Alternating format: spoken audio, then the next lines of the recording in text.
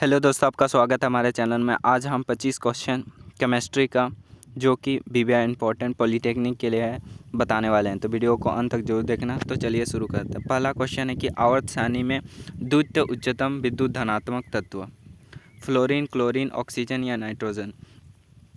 जो ऑप्शन में दिया हुआ है यह सब इलेक्ट्रोनेगेटिव है। तो हम लोग इंग्लिश देखते हैं, मतलब इंग्लिश में क्या दिया हुआ है, इलेक्ट्रोनेगेटिव दिया हुआ है, यानी कि हिंदी में गलत है। उच्च धनात्मक नहीं होगा, इलेक्ट्रोनेगेटिव ऋणात्मक होगा।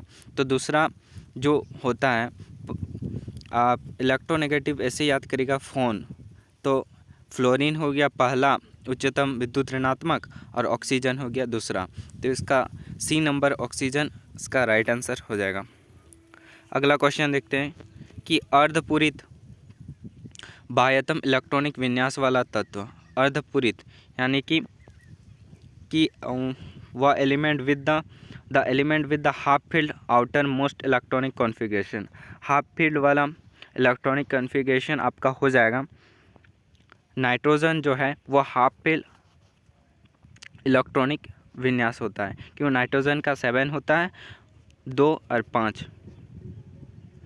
तो पहला कक्षा में 2 इलेक्ट्रॉन, दूसरा में 3, यानी कि एक गुण में हाफ फील्ड रहता है। 5 को 1 2 3 4 5, यानी कि एक सिंगल फील्ड होता है, इसलिए अर्धपूरित इलेक्ट्रॉनिक विन्यास तत्व कहलाता है। तो नाइट्रोजन इसका राइट आंसर हो जाएगा। प्रभावी केंद्र आवेश का क्रम, यानी कि order of effective nuclear charge. तो न्यूक्लियर चार्ज का ऑर्डर जो हो जाएगा वो हो जाएगा बी नंबर। लिथियम बड़ा हो जाएगा, सोडियम, इसके बाद से पोटेशियम, इसके बाद रुबिडियम। यानी कि जो लिथियम बड़ा हो जाएगा, सोडियम, पोटेशियम और रुबिडियम। अगला क्वेश्चन देखते हैं। अगला क्वेश्चन है निम्नलिखित में से कौन सी त्रिय है, यानी कि tried among the following is. तो ट्राइड अमोंग हो जाएगा डी नंबर आपका, कैल्शियम, स्ट्रोंशियम, बेरिशियम, इसका राइट आंसर हो जाएगा। क्योंकि ट्राइड अमोंग यानी कि इसके कैल्शियम, स्ट्रोंशियम और बेरियम, ये ट्राइड अमोंग का एग्जाम्पल है। तो सी नंबर, डी नंबर इसका राइट आंसर हो जाएगा। अगला क्वेश्चन देखते हैं। KOH और LiOH लिथियम हाइड्रोक्साइड या पोटेशियम हाइड्रोक्साइड की अपेक्षा शक्तिशाली क्षार है, इसका कारण क्या है। यानी कि पोटेशियम हाइड्रोक्साइड जो है वह लिथियम हाइड्रोक्साइड की अपेक्षा शक्तिशाली क्षार है, बेस है, शक्तिशाली बेस है। तो इसका क्या कारण है, तो इसका जो कारण हो जाएगा, क्योंकि K का परमाणु आकार अधिक से होता है, पोटेशियम का आकार जो होता है वह अधिक होता है लिथियम से। इसका डी नंबर इसका राइट आंसर हो जाएगा। अगला क्वेश्चन की ओर बढ़ते हैं। तो अगला क्वेश्चन है 81, अल्कली की उपस्थिति में एक स्टर का जलीय अपघटन कहलाता है। तो अल्कली की उपस्थिति में स्टर का जलीय अपघटन जो कहलाता है वो हो जाएगा बी नंबर, साबुनीकरण कहलाता है। बी नंबर इसका राइट आंसर हो जाएगा। 42 नंबर क्वेश्चन देखते हैं कि वनस्पति तेल में सामान्यतः होता है। जो वनस्पति तेल में जो सामान्यतः होता है वह असंतृप्त वसा अम्ल होता है। ए नंबर इसका राइट आंसर हो जाएगा, असंतृप्त वसा अम्ल होता है वनस्पति तेल में, जरूर से याद रखिएगा। अगला क्वेश्चन की ओर देखते हैं। अगला क्वेश्चन हम लोग का भारी पानी साबुन के साथ गाज बनाता है, स्कम बनाता है, यानी कि गाज बनाता है। तो यह डैश के कारण होता है। यह जो कारण होता है वह कैल्शियम क्लोराइड के कारण होता है। कैल्शियम क्लोराइड के कारण जो झाग बनता है, भारी पानी साबुन के कारण जो झाग बनता है वह कैल्शियम क्लोराइड के कारण बनता है। अगला क्वेश्चन की ओर बढ़ते हैं। अगला क्वेश्चन है कि मिशेल का जल विरोधी अंत हाइड्रोजन में घुलनशील होता है, क्योंकि यह क्या होता है, यह जो होता है वह अध्रुव्य होता है। इसके कारण मिशेल का जल विरोधी अंत हाइड्रोजन में घुलनशील होता है। ए नंबर राइट आंसर हो जाएगा। इंग्लिश में देखिएगा कि hydrophobic end of micelle is soluble in hydrogen because it is a non polar. इसका ए नंबर इसका राइट आंसर हो जाएगा। अगला क्वेश्चन की ओर बढ़ते हैं। 85 नंबर, वे यौगिक जो सजातीय श्रृंखला में नहीं आते हैं। सजातीय मतलब वो कंपाउंड जो होमोजेनस।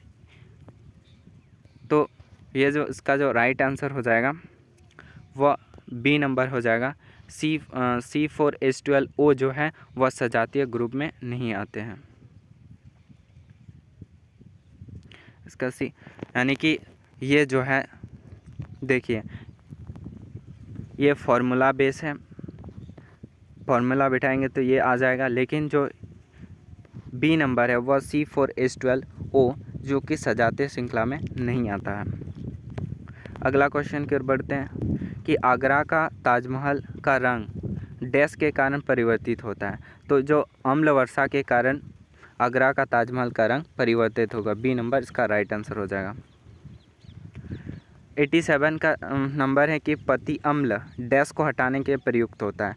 पति अम्ल जो है वह अम्लता को हटाने के लिए प्रयुक्त होता है, बी नंबर इसका राइट आंसर हो जाएगा। दंत मंजन में उपस्थित रासायनिक यौगिक है। दंत मंजन में जो रासायनिक यौगिक होता है वह होता है कैल्शियम फास्फेट। कैल्शियम फास्फेट ए नंबर, क्षारीय कैल्शियम फास्फेट इसका राइट आंसर हो जाएगा ए नंबर। अगला क्वेश्चन की ओर बढ़ते हैं। अगला क्वेश्चन हम लोग का नारंगी का रस का पीएच क्या होता है। जो नारंगी का पीएच का रस जो होता है वह होता है 3.3 से लेकर 4.9 के बीच में, डी नंबर इसका राइट आंसर हो जाएगा, जरूर से याद रखिएगा। अगला क्वेश्चन है कि पाचन में मदद करने वाला अम्ल क्या है। तो पाचन में जो अम्ल जो मदद करता है वह हो जाएगा बी नंबर, हाइड्रोक्लोरिक अम्ल जो है पाचन में मदद करता है। हाइड्रोक्लोरिक HCl जो है वह पाचन में मदद करता है। अगला क्वेश्चन की ओर बढ़ते हैं। अगला क्वेश्चन है हम लोग का कि एल्युमिनियम के संचारण को रोकने के लिए प्रयुक्त की जाने वाली विधि क्या है। जो एल्युमिनियम को संचारण में जो संचारण यानी कि जंग लगने से जो रोकते हैं उसको, उस विधि को हम लोग कहते हैं उद्दुद्वीकरण। इंग्लिश में कहते हैं एनोडिजिंग, जरूर से याद रखिएगा। अगला क्वेश्चन की बढ़ते हैं कि धातु ए तनु HNO3 के साथ अभिक्रिया हाइड्रोजन उन्मुक्त करता है। तो ए क्या है। तो आपका ए जो हो जाएगा वो हो जाएगा मैग्नीशियम। मैग्नीशियम से अभिक्रिया करके हाइड्रोजन का उन्मुक्त करता है। मैग्नीशियम से Mg मैग्नीशियम से रिएक्ट करके आपको हाइड्रोजन प्रोवाइड करता है। तो इसका ए नंबर इसका राइट आंसर हो जाएगा।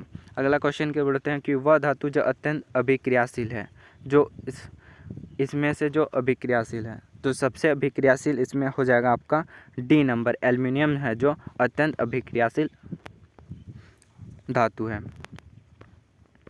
अगले क्वेश्चन के बढ़ते हैं कि निम्नलिखित में से ध्रुवीय यौगिक कौन है। तो ध्रुव जो है वह अल्कोहल जो है वह ध्रुवीय यौगिक है, पोलर है।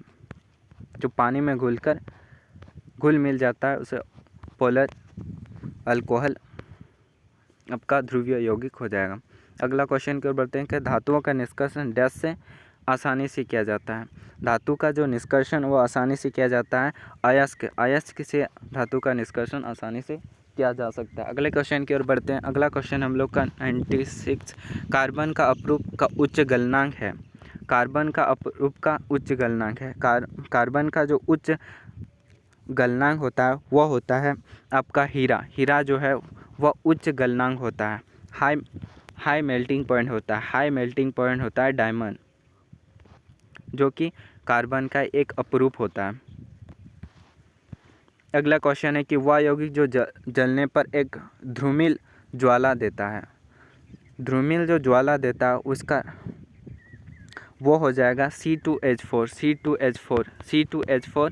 इथिन जो है वह ध्रुमित जो कि फ्लेम ऑफ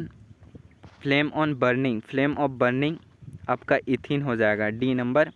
आपका compound gives a flame on burning, आपका डी नंबर हो जाएगा C2H4 यानी कि इथिन। अगला क्वेश्चन है कि निकेल की उत्प्रेरक की उपस्थिति में एल्किन हाइड्रोजन से मिलना क्या होता है। निकेल को उत्प्रेरित करेंगे एल्किन में हाइड्रोजन मिलाएंगे तो निकेल की उत्पत्ति में, तो वह कौन सी अभिक्रिया है। तो इसका जो अभिक्रिया हो जाएगा वह ए नंबर हो जाएगा, अपचयन है जो रिडक्शन होगा, आपका रिडक्शन होगा, ए नंबर इसका राइट आंसर हो जाएगा। अगला क्वेश्चन है कि एक यौगिक ए जिसका सूत्र C3H8O उसके दो संरचनात्मक समन्वय है। स्ट्रक्चरल आइसोमेरिज्म है।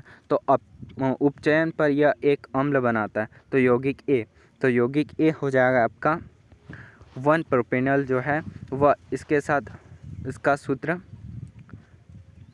समान होता है और इसके कारण दो स्ट्रक्चरल आइसोमेरिज्म बनाता है। अगला क्वेश्चन की ओर बढ़ते हैं। अगला क्वेश्चन है कि विकृत परिशोधक स्पिरिट में उपस्थित विषैला जैविक यौगिक हैं। इंग्लिश में होता है poisonic organic compound of present denatured rectified spirit is. तो इसका जो आंसर हो जाएगा मिथाइल अल्कोहल जो है, मिथाइल अल्कोहल जो है वह विकृत परिशोधक स्पिरिट में उपस्थित विषैला जैविक यौगिक है। विषैला जैविक जो है वह मिथाइल अल्कोहल है। बी नंबर इसका राइट नंबर हो जाएगा। ऐसे वीडियो पाने के लिए हमारे चैनल को जोर से लाइक शेयर सब्सक्राइब करिएगा। अगले वीडियो मिलते हैं, तब तक के लिए जय हिंद।